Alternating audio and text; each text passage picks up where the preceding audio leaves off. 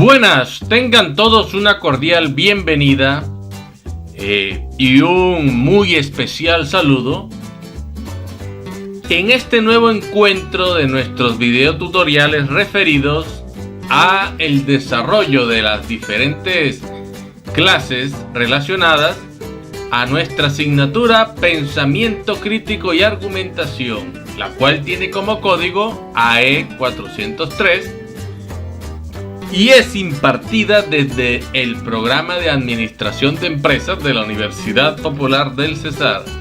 Con ustedes, su docente, William Rocha Jacome.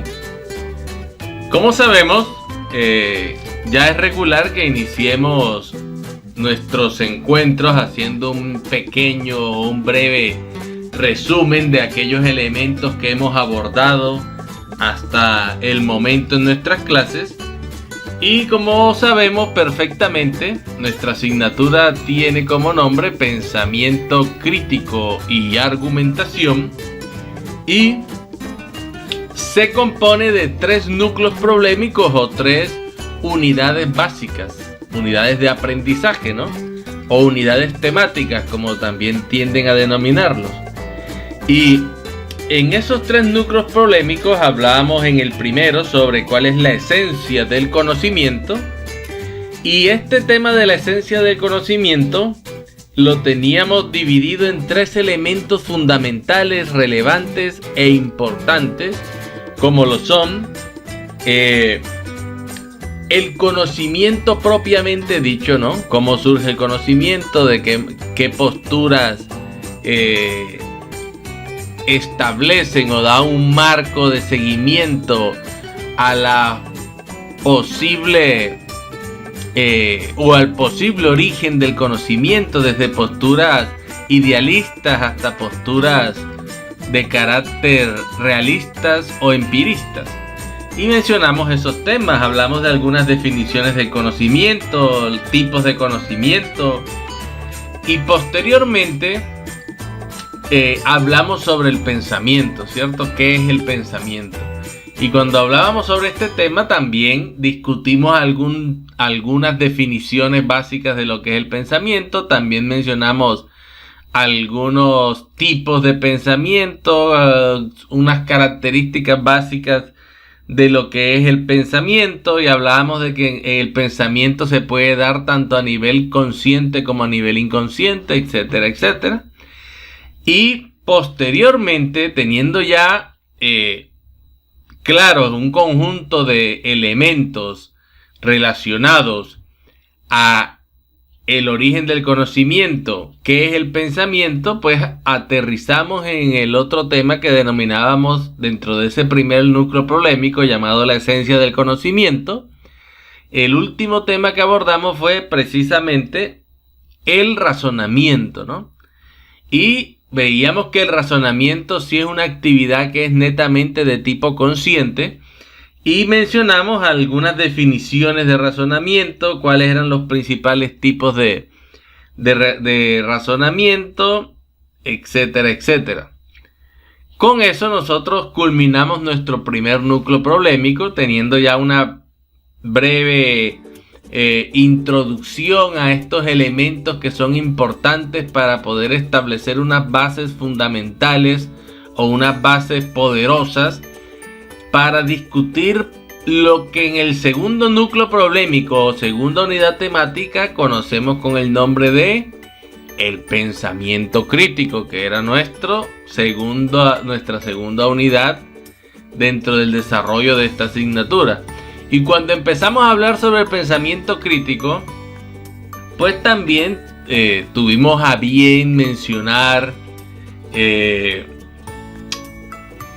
era el pensamiento crítico, cuáles son las principales definiciones de lo que es el pensamiento crítico, los conceptos que se manejan alrededor del pensamiento crítico, las principales características del pensamiento crítico, ¿no? Y mencionamos algunas de las principales corrientes del pensamiento, ¿cierto? O corrientes epistemológicas que tratan de dar una idea general sustentada en investigaciones que se han desarrollado sobre el tema, sobre qué era el pensamiento crítico. Entonces vimos 5 escuelas diferentes con algunas posturas que coinciden en algunos planteamientos, de pronto difieren en otros, pero que en últimas todas buscan darle una explicación sensata a qué es el pensamiento crítico, qué significa el pensamiento crítico, cómo se puede adoptar el pensamiento crítico en la enseñanza a todos los niveles educativos, ¿no? También, para finalizar esa unidad, pues mencionamos un conjunto de habilidades, actitudes y conocimientos que eran de uso frecuente en una persona que fuera pensadora crítica, ¿no? En un pensador crítico abordamos muchos de estos, ¿no? Que tenían que ver con la honestidad intelectual, con el tener grandes capacidades de observación, de análisis, de síntesis, de hacer inferencias, de autorregularse, o sea, también de analizarse interiormente para poder determinar si el propio pensamiento, desarrollando obviamente habilidades o procesos que denominan como metacognitivo, que cuando uno se cuestiona a sí mismo, cuestiona su propio pensamiento para determinar qué tan acertado es mi pensamiento con relación a un conjunto de hechos con los cuales yo lo puedo comparar para evaluarlo, ¿no? Entonces, este tipo de elementos los estuvimos abordando en el desarrollo de las distintas temáticas, tanto de la primera unidad temática como de la segunda unidad temática, o núcleos problemáticos, como lo quieran llamar, de nuestra asignatura Pensamiento Crítico y Argumentación. Ahora, a la par de estas clases que hemos venido desarrollando, pues ustedes han estado llevando a cabo, ¿cierto?, un conjunto de actividades, llamémoslo de talleres, foros, etcétera, que lo que buscan precisamente es despertar en ustedes un conjunto de competencias y habilidades que facilite la interiorización de estos procesos, que ustedes sean capaces de convertirse posteriormente en un pensador crítico. Y una de esas habilidades, que obviamente es la lectura, ¿no? La lectura es indispensable, por eso algunos textos que era indispensable para que leyeran, lo analizaran, ustedes pudieran estudiar los planteamientos que se desarrollan en esos textos a la luz de los conocimientos que han estado adquiriendo a través del desarrollo de la asignatura, y que posteriormente ustedes pudieran realizar un conjunto de apreciaciones en las cuales podrían llegar a contradecir o reafirmar algunos supuestos que se encuentran inmersos dentro del conjunto de elementos esbozados en estos escritos, que a bien se ha permitido suministrar a cada uno para que puedan desarrollar ese análisis textual o análisis de textos que hemos venido estando llevando a cabo durante el desarrollo de nuestra asignatura. Ahora, pero veíamos también en muchas de nuestras clases la gran importancia que tiene el convertirse uno en un pensador crítico, ¿no?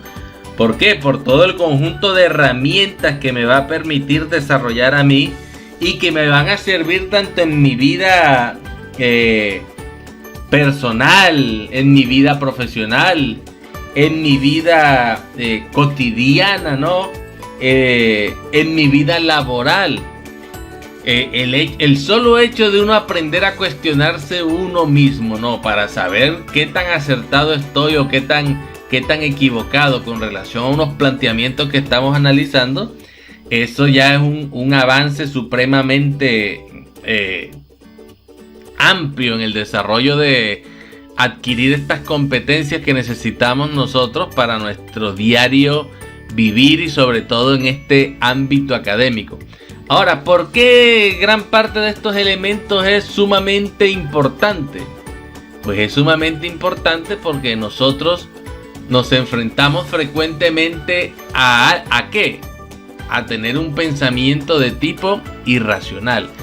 Y ninguno de nosotros está exento a tener un pensamiento de tipo irracional. Lo tenemos con mucha frecuencia.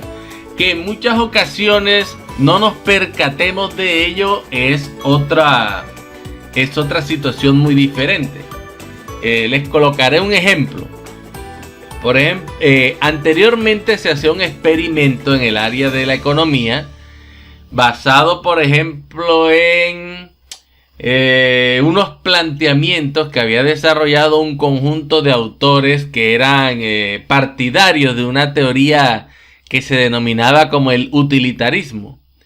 Y el utilitarismo lo que reza es que toda persona es motivada por aquello que le genere placer o satisfacción. En últimas, no es otra cosa que le genere utilidad.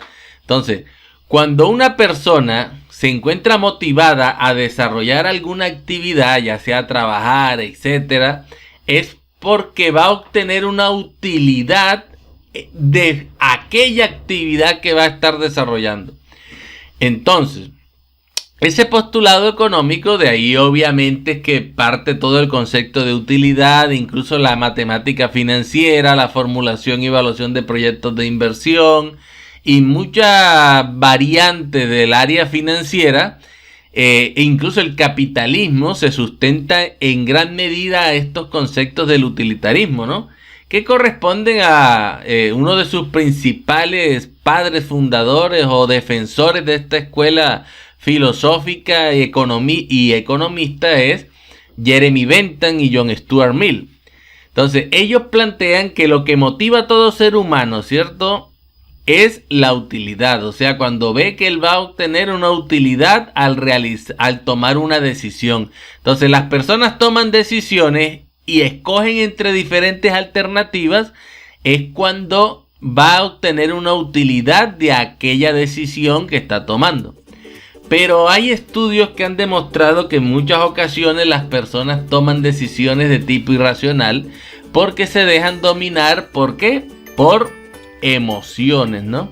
Por ejemplo, si les colocaban una máquina donde si las personas hacían determinado movimiento, ambas iban a obtener una ganancia determinada. Si a usted le colocaban un compañero para hacer ese juego,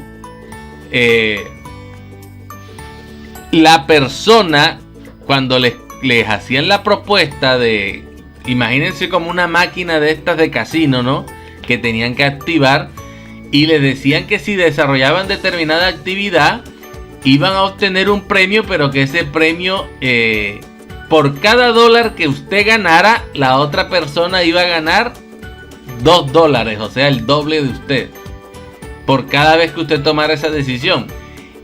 Cuando usted no conoce a la otra persona con la que está jugando, muchos dicen, bueno, la verdad es que independientemente de lo que sea, yo lo único que tengo que hacer es mover esta palanca, y cada vez que lo haga, a pesar de que el otro gane más que yo voy a estar ganándome $1. O sea, si yo no moviera la palanca no voy a obtener ninguna utilidad, pero si muevo la palanca por lo menos voy a estar obteniendo $1 cada vez que mueva la palanca. Entonces, eso era una forma de explicar que efectivamente las personas, así estén perdiendo en cierta forma comparado con otros, al medir que está obteniendo una utilidad en esa transacción o en esa decisión que está tomando, pues él decide continuar con la actividad que está desarrollando, pensando en esa utilidad que se le va a generar. Ahora, posteriormente, otros autores, o no otros autores, en el experimento, cuando le cambian a usted a la persona que está jugando con usted, y en vez de colocarle a un desconocido, le colocan a una persona por la que usted no tiene unos buenos sentimientos, o en otras palabras, no le cae muy bien, y le hacen la misma propuesta, muchas ocasiones las personas que participaban en el experimento decidían hasta perder dinero con tal que la otra persona no ganara. Entonces, ahí que estábamos viendo un tipo de comportamiento que no era acorde con la filosofía utilitarista, que era la que decían que motivaba el comportamiento y la toma de decisiones de cualquier persona, teniendo en cuenta que toda persona entre distintas alternativas siempre va a escoger aquella que le genere mayor utilidad. Y en este ejemplo estamos viendo que hay personas que, a pesar de estar perdiendo dinero, prefieren tomar una decisión que es irracional porque no están favoreciendo la utilidad que iban a obtener, sino que están perdiendo dinero, solamente porque se dejan llevar por sus emociones y por su falta de empatía con la persona que colocaban al lado a hacer el experimento con él. Entonces, eso es un pequeño ejemplo solamente del ámbito, y es un experimento que se ha realizado para que veamos cómo en muchas ocasiones el pensamiento de tipo irracional termina gobernando las decisiones que nosotros tomamos en el día a día.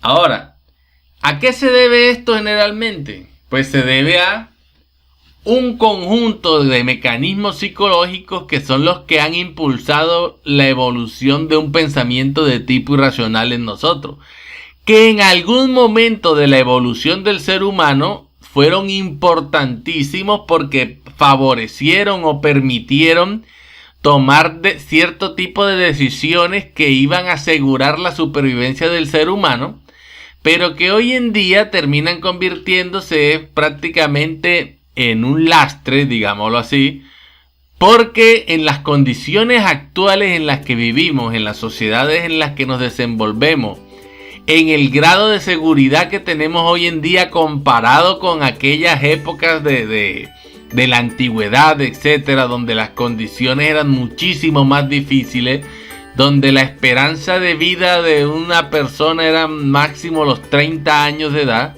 porque nadie vivía más de 30 años de edad, porque o moría por fieras salvajes o moría por alguna enfermedad contra la que no existía ningún tipo de vacuna o de medicamento. Si en estos días hemos vivido una pandemia donde vemos cómo queda de frágil el ser humano ante un virus contra el cual no existía ningún tipo de vacuna para contrarrestarlo, ahora imagínense en aquellas épocas de la antigüedad donde ninguna enfermedad tenía alguna vacuna para poder, o no teníamos antibióticos, no se había descubierto la penicilina, etcétera, etcétera. Entonces, ciertas actividades en la antigüedad favorecían la evolución del ser humano, porque, como por ejemplo, ¿cuál? Como la pareidolia, ¿no? ¿Qué es la pareidolia? Es cuando usted ve rostros dibujados en figuras que se forman en diferentes contextos o ambientes. Por ejemplo, cuando ve unas nubes y en las nubes se abren un par de huequitos y se dibuja como especie de una boca, y usted lo que ve ahí es una cara. O cuando usted ve un enchufe eléctrico, ¿no? Y ve de los que tienen 3 paticas y usted dice, eso parece una carita.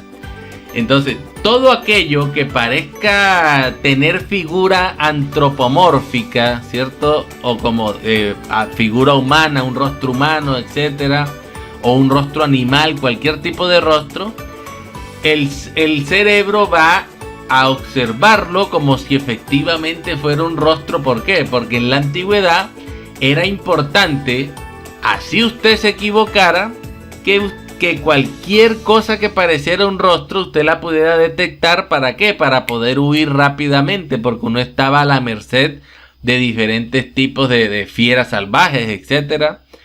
Incluso hasta de los propios humanos en la época, que recordarán cómo cómo se desenvolvían los pequeños grupos donde muchos eran saqueadores, etcétera, que se aprovechaban era si encontraban un grupo más pequeño para obtener las pertenencias que tenían, para llevarse sus mujeres, etcétera, etcétera.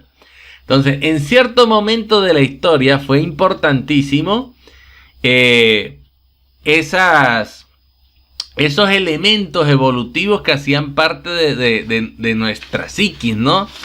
De nuestro comportamiento, y que muchos de ellos eran de carácter psicológico, como el que les acabo de mencionar, que es la pareidolia, ¿no? Pero además de esos hay otros, como por ejemplo las creencias y emociones que nosotros tenemos, y que sobre eso realizaron ustedes una lectura, ¿cierto? Y pudieron observar en ella cómo las creencias y las emociones muchas veces terminan haciendo que nosotros generemos, ya sea ante esas creencias y emociones, respuestas de tipo negativas o respuestas de tipo positiva, que en muchas ocasiones van a ir en contra de la racionalidad, ¿cierto? O sea, hacen que uno tome decisiones basado en supuestos que no están comprobados.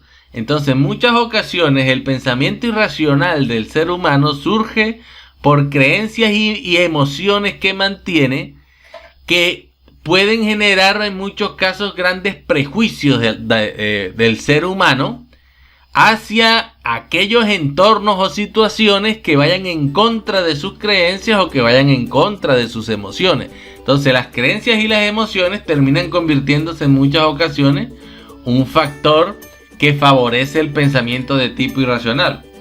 Pero además de esto está en la forma en la que nosotros pensamos, porque nuestro cerebro está diseñado también para cometer ciertos fallos. Incluso hay varios libros que tratan sobre el tema. Por ejemplo, hay uno que se llama El cerebro idiota. Hay otro libro que se llama ¿Por qué hacemos lo que hacemos? Otro que se llama Eso lo explica todo. O sea, hay muchos libros que son escritos por neurocientíficos que explican cómo funciona el cerebro y pequeñas fallas que nuestro cerebro comete con gran frecuencia por la forma en la que está diseñado el pensamiento nuestro en muchos momentos.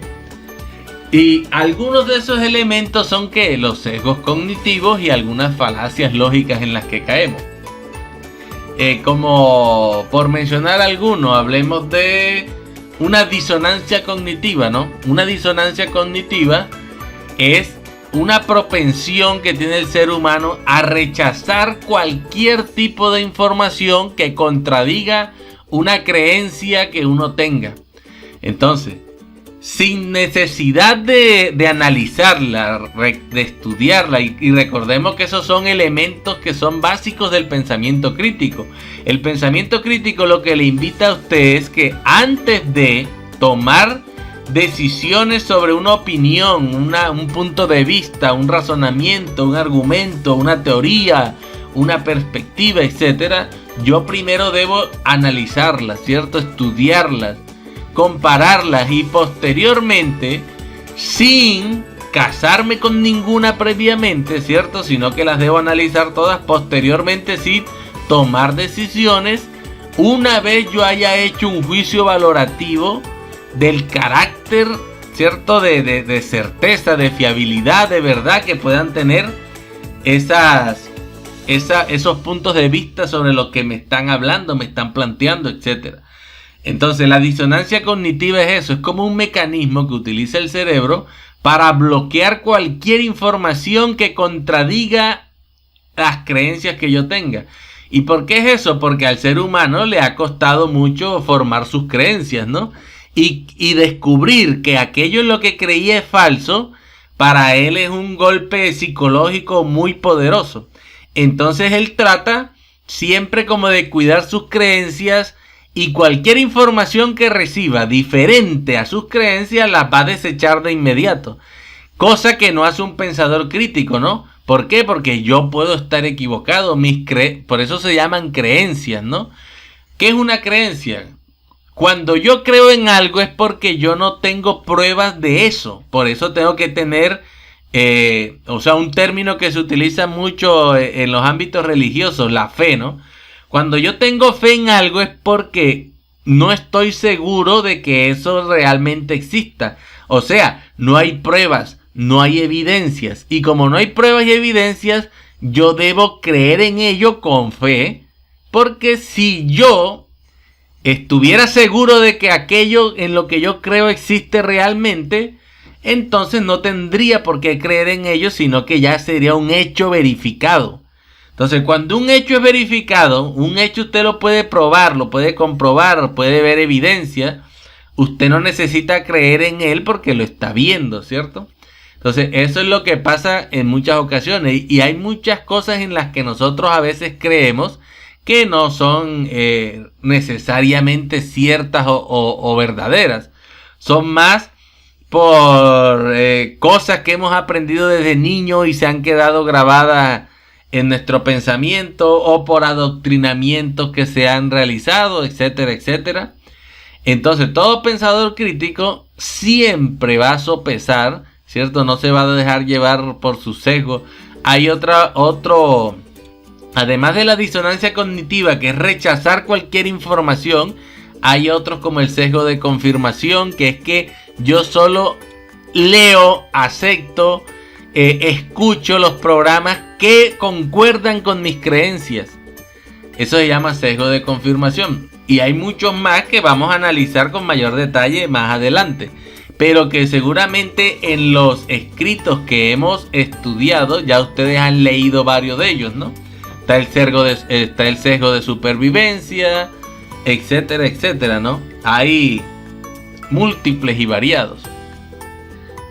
También otra característica, que es un mecanismo psicológico que impulsa el pensamiento irracional, es la necesidad de nosotros como seres humanos de mantenernos en lo que se denomina como el tribalismo. Y el tribalismo es la necesidad de pertenecer a un grupo, de sentirme miembro de un grupo, de hacer parte de algo. El ser humano parece que, como es un ser social, necesita sentirse que hace parte de algo, de un grupo. Por eso trata siempre de buscar asociarse con personas que piensan igual, con personas que tienen que creen lo mismo, con personas que son hinchas del mismo equipo de fútbol. Eso lo pueden ver ustedes cuando también analizan las teorías organizacionales de la escuela neoclásica de la administración, y cuando les hablan de los tipos de organización, que hay organizaciones de tipo formal y organizaciones informales dentro de las organizaciones. Y dentro de las organizaciones tienden a formarse grupos informales de personas que comparten un conjunto de creencias, de valores, de supuestos, de pensamientos, etc. Eso es el tribalismo, ¿no? Entonces, por eso del tribalismo surge la categorización, que basado en el tribalismo yo tiendo a estar categorizando a las demás personas, ¿cierto? Para ubicarlas en una categoría cualquiera, digámoslo así. También las identificamos para saber si concuerdan con nosotros o son contrarias. Y también nos comparamos con otros grupos, como diciendo, que los hinchas del Real Madrid somos los mejores, ¿no? Porque ustedes los del Barcelona son los peores, etcétera. Ese tipo de cosas suceden, y eso es un mecanismo psicológico que se le llama tribalismo, ¿no? Ahora, y aquí vemos un listado de posible sesgo de la maldición del conocimiento, causalidad y correlación, que ese es muy frecuente, que tendemos a confundir lo que es correlación con causalidad. Sesgo de confirmación, el efecto Dunning-Kruger, que son personas que son netamente casi que incompetentes, pero ellos mismos sienten que saben más que todo el mundo. Efecto por encima de la media, el efecto halo, que es cuando de eso ya hemos mencionado, cuando investimos de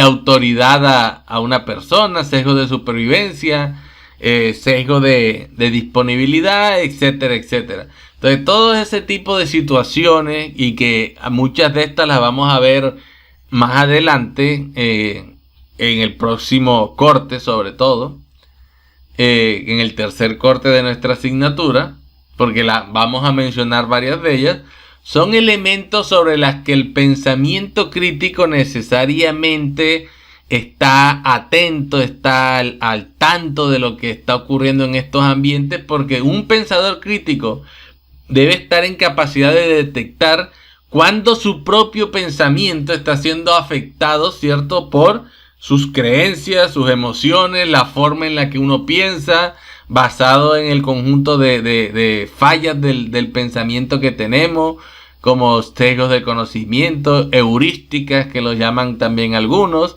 cuando también el tribalismo hace que yo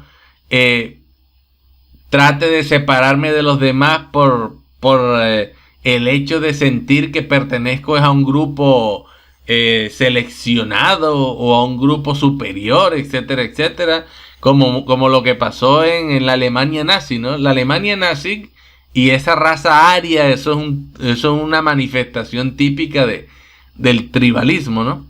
Ahora, sobre esto, pues hay una palabra clave que es la asimilación y también otra que tenemos que es la omnipresencia. Porque es que nosotros estamos rodeados frecuentemente día a día de información.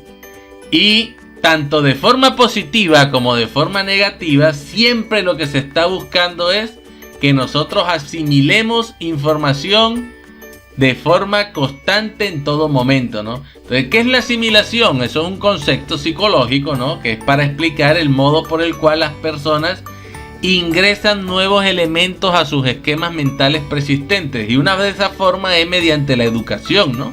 Cuando ustedes estudian, cuando están aprendiendo sobre un tema en particular, lo que están es haciendo una asimilación. Están interiorizando conceptos que antes no conocían, pero que de ahora en adelante van a ser parte de esos esquemas mentales que ustedes tienen, ¿no? ¿Basado en qué? En unos esquemas preexistentes, y van a tener ahora un abanico más amplio de conocimiento. Cuando ustedes adquieren ese conocimiento y lo introducen dentro de sus estructuras mentales propias, están haciendo una asimilación de él. Ahora, pero la omnipresencia, que es un término muy religioso, ¿cierto? Porque seguramente lo han escuchado hablar en términos sobre divinidades, etcétera. Pues es un concepto que es referente a la condición de estar en todas partes todo el tiempo.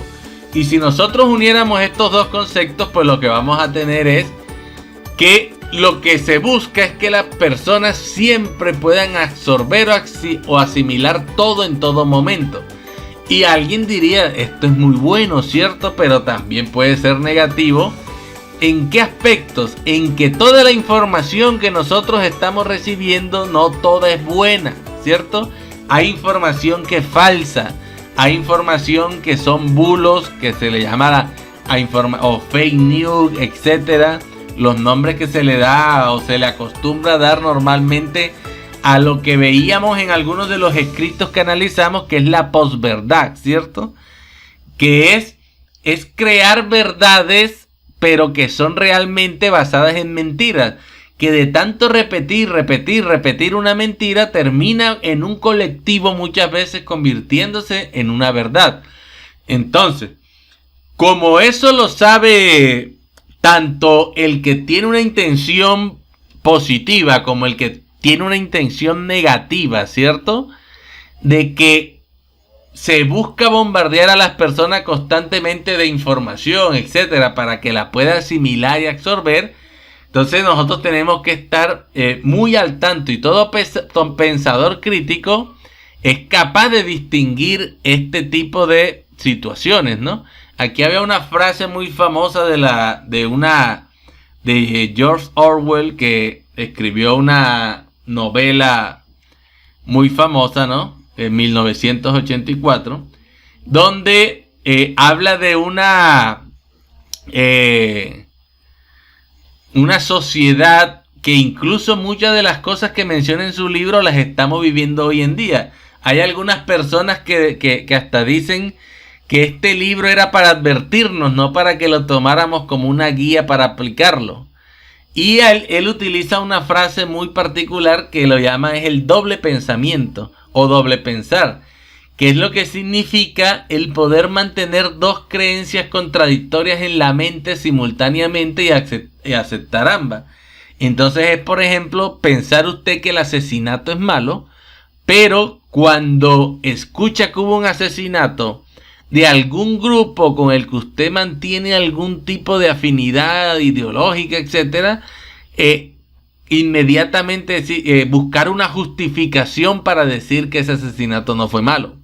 Entonces miren que tenemos claro que moralmente es muy malo cometer un crimen, pero muchas veces cuando alguien está sujeto a esto que se le llama el doble pensamiento, ¿por qué? Porque no es capaz de pensar críticamente, tiende a darle justificación a todas aquellas cosas que van en contra de lo que él cree, pero que las excusa porque de pronto hay una creencia o una emoción arraigada frente a ese comportamiento que le hace tener ese doble pensamiento.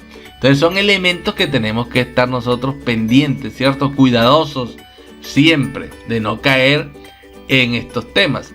Ahora, existe mucha literatura que nos ayuda a generar una defensa de esto, ¿no? Aquí esto es solo un ejemplo porque hay muchos más, pero miren, está hay un libro de Fernando Cervera que se llama El arte de vender mierda, así como lo escuchan, así se llama el libro. Y es un experimento científico que hicieron donde querían demostrar que a las personas era posible venderle lo que usted quisiera, porque la gran mayoría no tiene pensamiento crítico. Entonces, ¿qué hicieron? Se inventaron un producto que no era otra cosa que excrementos y decían que eran excrementos con poderes magnéticos y lo llamaron a eso fecomagnetismo. Y dijeron que eso tenía unos poderes curativos especiales que podían servir. Cuando ustedes ven que hay un producto que tiene un listado de 20 cosas que dice que cura todo, huya de eso porque eso es una estafa. Entonces dicen que pueden curar que la artritis, que puede curar el dolor de cabeza, que le quita el estreñimiento, que le quita esto, que previene el cáncer, que es antioxidante, que es esto, todo eso es falso, ¿no? Entonces inventaron su producto que era fecomagnetismo, fueron a ferias de productos naturalistas, etcétera, que es donde más acostumbran a vender estos productos que son una farsa, etcétera, y crearon una página de internet con fotos de unos tipos que no eran doctores, pero les pusieron las batas de doctores, etcétera, les inventaron nombres de médicos tomados de películas de medicina.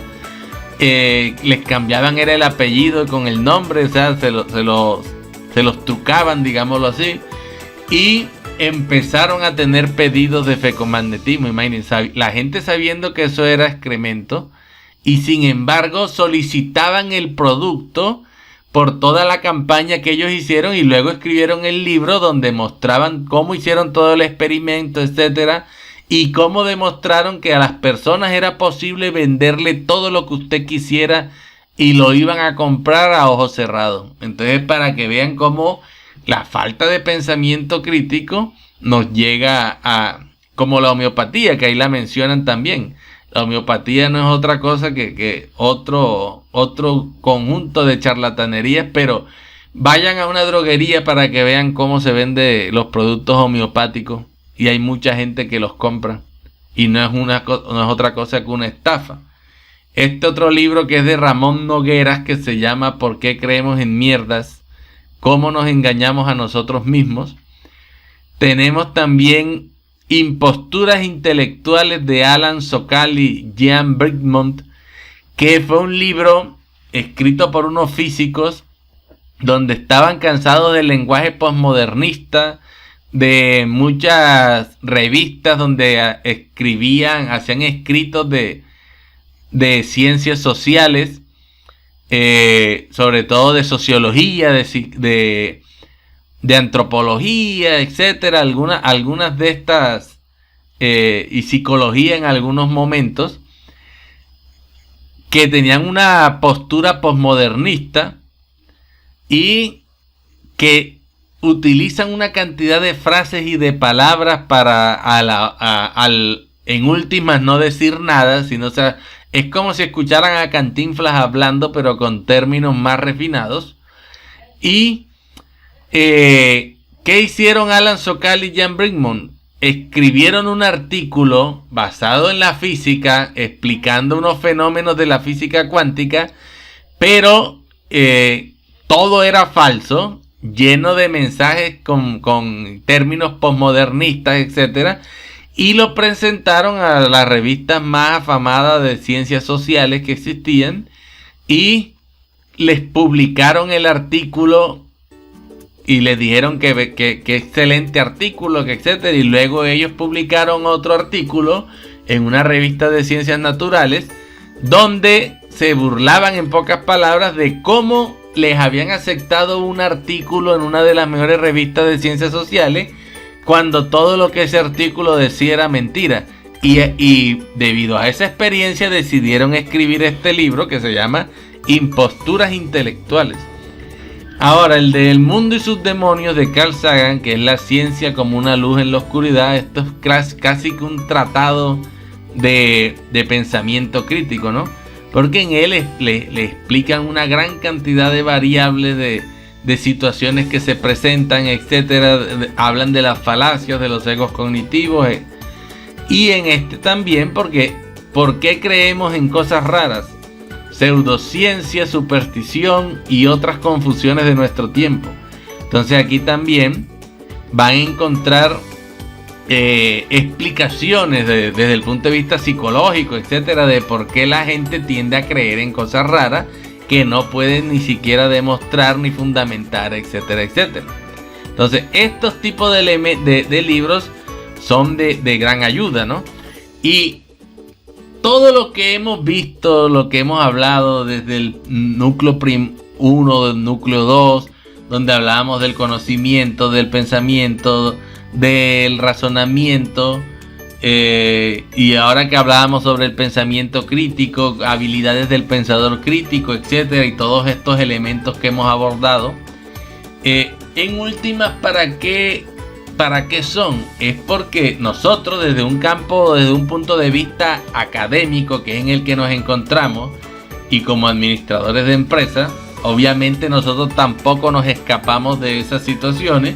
Si ustedes van a una librería, seguramente van a encontrar que la gran parte de los libros que existen sobre administración son libros de autoayuda, que no colaboran para nada con el crecimiento de lo que es el constructo científico que debe soportar a una disciplina como la administración de empresas, ¿no? Que la gran parte de los postulados que provee y sobre los cuales cimenta el conjunto de procedimientos, de procesos, etcétera, que se desarrollan en el seno propio de la disciplina, deberían basarse en postulados científicos demostrables, ¿no? Que cuando usted va a aplicar determinado procedimiento, usted sabe cuál va a ser la posible conclusión o el posible resultado que va a obtener al desarrollar un conjunto de pasos, etcétera, etcétera.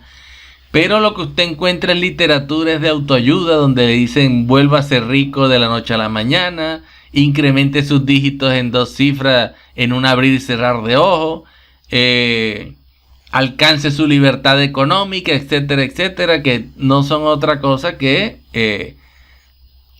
pensamiento mágico, como así lo denominaban algunos autores. Ahora, pero yo como pensador crítico, ¿qué herramienta debo tener como estudiante de administración de empresas en el ámbito académico para desenvolverme de mejor manera? Incluso no solo en esta asignatura, porque esta asignatura vendría siendo un elemento que lo que les va a brindar a ustedes son unas competencias que van a utilizar de forma transversal en otras asignaturas, porque en la medida en que ustedes sean capaces de pensar críticamente, que sean capaces de que sean capaces de autorregularse, que sean capaces de cuestionarse a sí mismos su propio pensamiento. Entonces ustedes van a desarrollar habilidades que les van a servir para cualquier otra asignatura que estén desarrollando dentro de toda la malla curricular de su programa de administración de empresa. Pero ¿qué herramienta importante debemos nosotros adquirir para desenvolvernos adecuadamente en los distintos trabajos, en los distintos procedimientos, procesos, etcétera, que desarrollemos a través de la asignatura? Pues la argumentación, ¿no? Y nosotros podríamos mencionar que la argumentación tiene como propósito fundamental realmente es que nosotros podamos dar cuenta de la opinión que tenemos a partir de ¿qué? De un punto de vista, ¿cierto? Mediante algunos argumentos que nosotros que deben ser razonados. Y que esos argumentos nos van a permitir a nosotros sostener una postura o plantear una postura sobre alguna perspectiva que o podemos estar defendiendo o podemos estar en contra de ella, ¿no? Entonces, la argumentación básicamente es el punto de partida ideal para desarrollar distintas habilidades de pensamiento crítico, como poseer una claridad de planteamiento, identificar puntos de vista ambiguos, evaluar los argumentos, entre otros elementos y que ya hemos mencionado previamente, ¿no?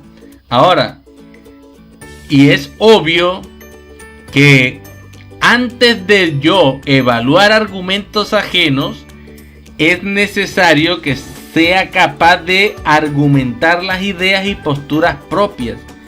Entonces, la relación que se va a establecer entre ambos constructos no es unidireccional, sino que más bien es de interdependencia, porque yo debo estar en capacidad de, ¿cierto?, de evaluar los argumentos ajenos, pero como ya habíamos mencionado anteriormente cuando hablamos de las habilidades del pensador crítico, también tengo que estar en capacidad de argumentar, evaluar y autorregular las ideas y posturas propias, ¿no? Para yo conocer qué tan acertadas están, qué grado de fiabilidad tienen esas posturas que yo defiendo en cierta manera.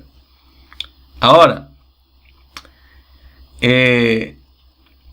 si analizamos esto, la argumentación se lleva a cabo cuando se ponen en juego todas las habilidades del pensamiento crítico. Por eso todo lo que hemos visto en el desarrollo de la asignatura es para aterrizar hasta este punto en particular, ¿no? Porque la principal característica de una persona que sea pensadora crítica es su capacidad para la argumentación. Y todo pensador crítico va a estar en capacidad de eso, de construir un argumento, de evaluarlo, ¿no? De poder sostener una postura previamente, lo que es imprescindible para uno como sujeto, ¿no? Para que yo sea capaz de analizar cualquier tipo de antecedente, para que sea capaz de comprenderlo, para que yo pueda dar cuenta de las inferencias realizadas en determinados tipos de razonamientos, etcétera. Si yo no tengo, si en mí no existen esas habilidades esenciales del pensamiento crítico, ¿no? Entonces la argumentación no va a poder consolidarse. Pero al mismo tiempo, ¿no?, sin las instancias para poner en juego la argumentación, también no va a poder ser posible que yo desarrolle habilidades de pensamiento crítico. O sea que de esta manera hay un tipo de sinergia entre lo que es el pensamiento crítico y la argumentación, ¿no? O sea, como que los dos terminan interrelacionados, uno termina tributándole al otro para crecer, digamos, de forma unidireccional en algunos casos, pero buscando siempre la sinergia, ¿no? Eso es lo que nosotros buscamos, ¿no? Y ahora nosotros estamos en la universidad. Y la educación universitaria no está solamente enfocada a que los sujetos que ingresan aprendan un conjunto de contenidos que les permitan obtener solamente el grado o que ustedes salgan con el título profesional. No solamente eso es lo que buscamos, porque con una educación universitaria lo que se busca es que también exista un proceso de culturización, ¿cierto? Se lo podemos llamar de esa forma, de las prácticas académicas que circulan en las diferentes comunidades, porque de esta manera uno podría apropiarse de la lectura y de la escritura en la universidad, convirtiéndola, porque sabemos que es un proceso complejo, ¿no? Y que sobre todo están determinadas por la naturaleza del conocimiento y por los modos distintos de acercarse a él que se evidencian en cada una de las comunidades en las que nosotros hacemos parte. Entonces no es solamente obtener un grado, ser profesional, es que yo debo adquirir un conjunto de competencias que van a hacer que yo pueda competir a la par con los mejores profesionales, que yo sea capaz de pensar críticamente, que yo tenga unas habilidades amplias para el tema de la argumentación, ¿no? Y esto es importante porque, y eso lo sabemos, miren, escribir en la universidad es una tarea que es ardua, y esto es especialmente porque requiere que una persona proponga ideas, porque las analice, las pueda plantear, las pueda criticar y ponga en perspectiva las evidencias propias de su disciplina, y tener presente que en cada comunidad se reconocen ideas que a veces son contradictorias unas con otras y que son objeto de discusión al interior de la misma, ¿no? Entonces, en este contexto es importantísimo que nosotros vayamos a adquirir esas competencias que se requieren tanto para la escritura como para la lectura, ¿no? Entonces, quien no lee, ¿cierto? Y quien no escribe en la universidad prácticamente está condenado al fracaso. Así de sencillo. Entonces, teniendo esto en cuenta, veamos algunos conceptos y definiciones de lo que es la argumentación, ¿cierto? Entonces veamos el primero y nos dice lo siguiente: la argumentación se entiende como una función del lenguaje. Miren lo que nos estaba mencionando en este momento, ¿no? Es una función del lenguaje, es decir, como uno de los usos particulares posibles de la lengua, motivado por la necesidad que tiene una persona, ¿cierto?, de cumplir con algún tipo de objetivo. Y este objetivo puede ser un objetivo de tipo social, o puede ser un objetivo de tipo lingüístico que está relacionado con aquellos elementos de tipo comunicacionales, ¿no? Ahora, otro concepto que es ampliamente también utilizado con relación a la argumentación es aquel que nos dice que la argumentación es una propiedad general del lenguaje en uso. Entonces miren que en esto hay se iguala claramente con el concepto anterior, ¿no? Porque los dos están orientados a mencionar que la argumentación hace parte propiamente de lo que nosotros conocemos como lenguaje, ¿no? Y aquí nos menciona, es decir, como una característica que es ineludible de cualquier enunciado, independientemente de los fines comunicativos particulares para el que éste haya sido formulado, ¿cierto? Otra definición que tenemos sobre lo que es la argumentación es que argumentar es plantear a un interlocutor una buena razón para hacerle admitir una conclusión e incitarlo a adoptar comportamientos determinados. Y como ustedes podrán ver, acá ya empezamos a mencionar algunos elementos que habíamos estudiado previamente al momento de hablar de los razonamientos, ¿no? Porque cuando hablamos, recuerden cuando mencionamos los razonamientos y veíamos los razonamientos de tipo deductivos, razonamientos inductivos, razonamientos aductivos y los razonamientos por analogía, y establecíamos cuál era la estructura formal de un razonamiento, ¿no? Que parte de unas premisas para llegar a una conclusión, y cuándo podíamos establecer que un razonamiento era válido, ¿cierto?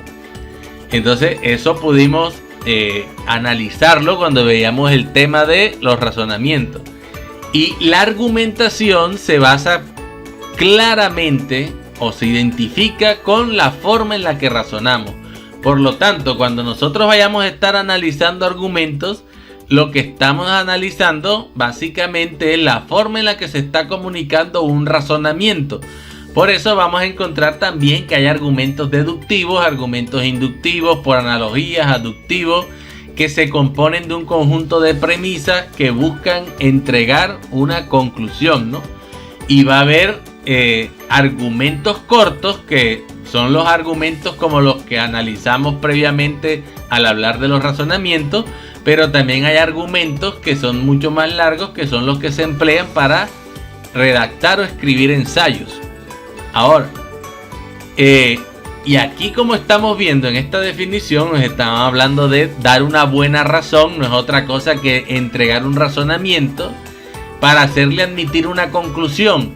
Para que yo admita una conclusión quiere decir que deben existir un conjunto de premisas verdaderas y que la conclusión también es verdadera, ¿cierto? O cuando hacemos razonamientos por analogía, que estamos comparando singularidades con singularidades, o cuando hacemos razonamientos de tipo inductivos, que estamos analizando partiendo de particularidades, tratar de explicar generalidades, o cuando hablamos de razonamientos deductivos, que partimos de generalidades para tratar de explicar particularidades. Ahora, otro concepto muy empleado sobre qué es la argumentación nos dice que es una práctica discursiva, y al decir discursiva pues sabemos que nos estamos refiriendo también al lenguaje, que es de tipo racional, ¿ya? Cuando a mí me dicen que es de tipo racional es porque se basa en la razón, y si se basa en la razón ya sabemos que la razón, diferente al pensamiento, se da de forma consciente. Y el pensamiento se puede dar de forma consciente e inconsciente. Ahora, ¿qué es una práctica discursiva de tipo racional? En la cual un locutor, ¿cierto? Que es la persona que está enviando el mensaje, defiende un punto de vista, confrontándolo con el de un contrincante real o potencial. Esta práctica discursiva presupone, ¿cierto?, por una parte, la existencia de una contradicción, de una confrontación de puntos de vista, y por otro lado, presupone la existencia de una pluralidad de opciones entre las cuales escoger. Entonces, ¿en qué nos diferenciamos acá con relación al tema de los razonamientos? En que en los razonamientos nosotros lo que estudiamos era la estructura lógica de un razonamiento, ¿cierto? De que estuviera conformado por unas premisas, una conclusión, etcétera. Pero cuando estamos hablando de argumentos es cuando yo ya voy a estar utilizando los razonamientos para tratar de confrontar un punto de vista con un contrincante, ¿cierto? Sea real o potencial. O sea que vamos a estar esbozando un conjunto de razonamientos con los que la otra persona va a tratar de convencerme que sus premisas son lógicas y verdaderas, y yo también voy a estar tratando de esbozarle un conjunto de argumentos, ¿cierto?, que van también a contar con un conjunto de premisas y de conclusiones que van a tratar de demostrar la idea o el punto de vista que yo estoy defendiendo. Entonces esa es la diferencia entre el argumento con el razonamiento. Ahora,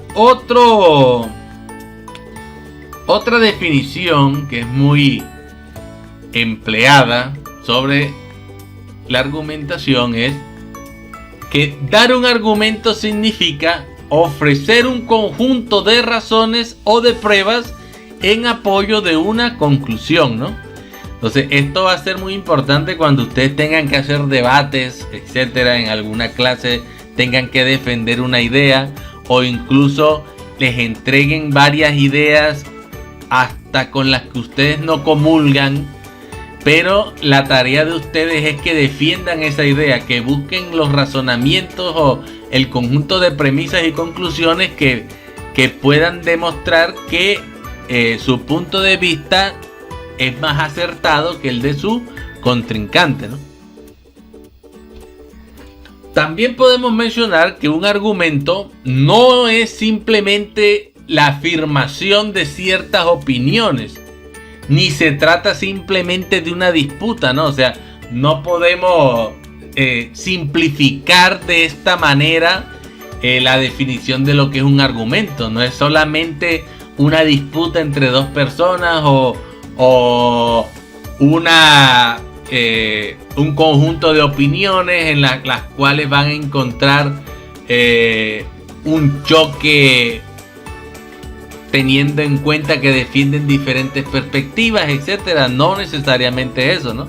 Porque los argumentos son intentos de apoyar ciertas opiniones, pero con razones, ¿cierto? Recordemos que una opinión no termina siendo realmente válida hasta que usted no la demuestre con pruebas y evidencias. Si usted no tiene pruebas y evidencias para demostrar una opinión que usted tiene, entonces eso se queda en una simple opinión. Entonces, para que yo pueda apoyar una opinión, lo tengo que hacer con razones. Tengo que demostrar que mis razonamientos son acertados y para hacerlo tienen que estar bien fundamentados. Por lo tanto, en este sentido, los argumentos no son inútiles, son en efecto esenciales. También podemos mencionar, con relación al tema de la argumentación, que una argumentación es un texto que tiene como fin o bien persuadir, ¿cierto?, al destinatario del punto de vista que se tiene sobre un asunto, o bien convencerlo de la falsedad o veracidad de una teoría, para lo cual debe aportar determinadas razones. Ahora, aparte de esta intención comunicativa, el texto argumentativo se caracteriza por una organización del contenido que lo define como tal. Se presentan unas opiniones que deben ser defendidas o rechazadas con argumentos y que se derivan de forma lógica en una determinada conclusión o tesis. Ahora, los científicos, en su trabajo habitual, su trabajo cotidiano, en el día a día de hacer aumentar o crecer el conjunto de conocimientos que existen sobre una disciplina determinada, deben argumentar continuamente para poder convencer sobre la calidad o la utilidad de sus experimentos. Así que también deben persuadir para que las personas hagan algo específico o refutar un planteamiento o una idea, ¿no? Entonces, por lo tanto, la argumentación le va a permitir a un científico, ¿cierto?, convencer de la calidad o utilidad de sus experimentos. Va a permitir también persuadir o va a permitir refutar basado en ¿qué? En un conjunto de pruebas o evidencias. Ahora, para realizar esta tarea, los científicos necesitan conocer las partes de un argumento e identificarlas de manera efectiva en todo momento, así como construir argumentos efectivos que cumplan bien su propósito.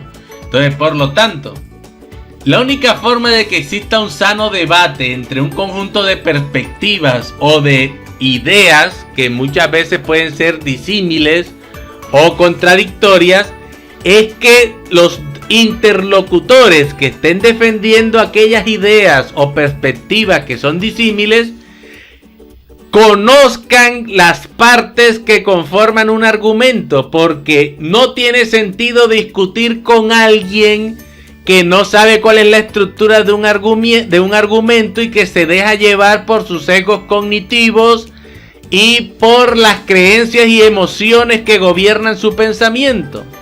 ¿Ya?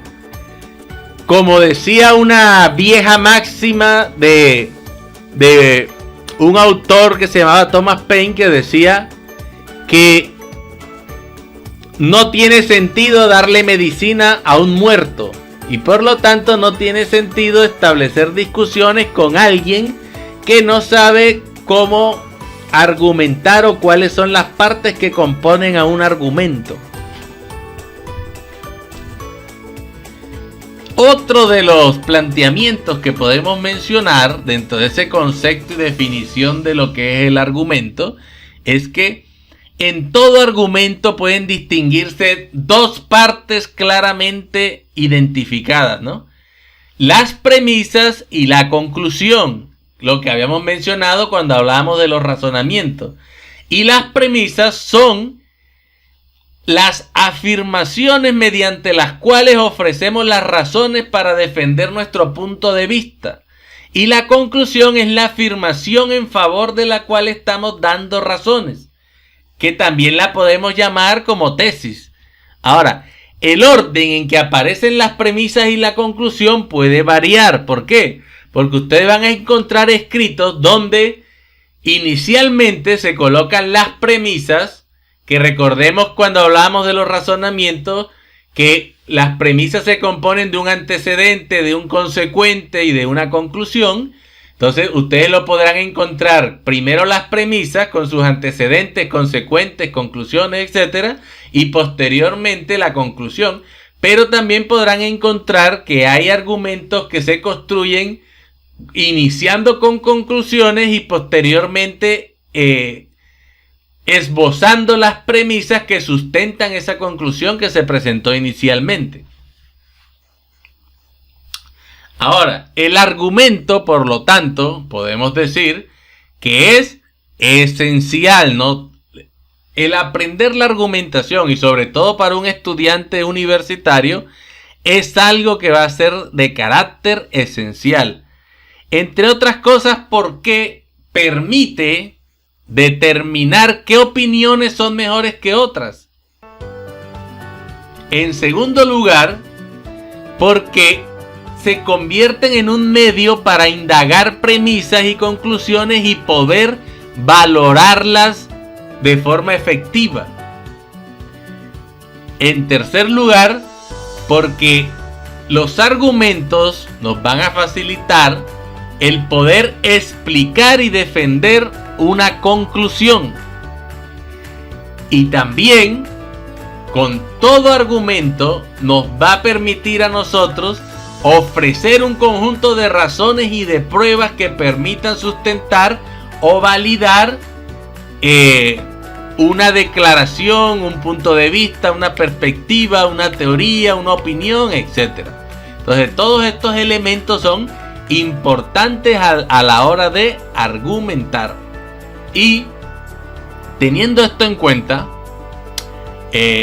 y habiendo esbozado el conjunto de definiciones, conceptos sobre qué es la argumentación, qué es un argumento, etc., pues vamos a iniciar y adentrarnos en lo que se refiere a la clasificación de los tipos de argumentos y cómo se formulan estos argumentos en particular. Pero ello es para nuestro próximo encuentro en el videotutorial que nos congrega y nos reúne semanalmente en nuestra asignatura de pensamiento crítico y argumentación. Espero que este videotutorial haya sido constructivo para ustedes, para su aprendizaje. Y no queda más que despedirnos por el día de hoy y desearles que tengan un feliz resto de día. ¡Hasta la próxima!